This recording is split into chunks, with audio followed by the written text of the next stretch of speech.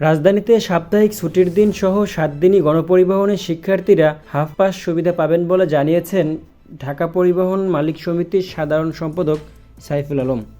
সোমবার engineering institute অডিটোরিয়ামে পরিবহন মালিক ও শ্রমিকদের এক সচেতনতামূলক সেমিনারে তিনি একথা বলেন। সাইফুল আলম বলেন, আজ থেকে ঢাকা মহানগর এলাকায় ইউনিফর্ম অথবা ছবিযুক্ত পরিচয়পত্র দেখানো সাপেক্ষে শিক্ষার্থীরা হাফ পাস সুবিধা গ্রহণ করতে পারবেন। সাপ্তাহিক ছুটির দিন সহ ৭ দিন শিক্ষার্থীরা এ হাফ পাস সুবিধা গ্রহণ করতে পারবেন।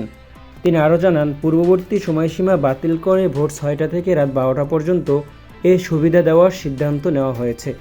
ঢাকা মহানগর এলাকার সব রুট ও এলাকার সব সিটি বাসে এই সিদ্ধান্ত বলবৎ হবে।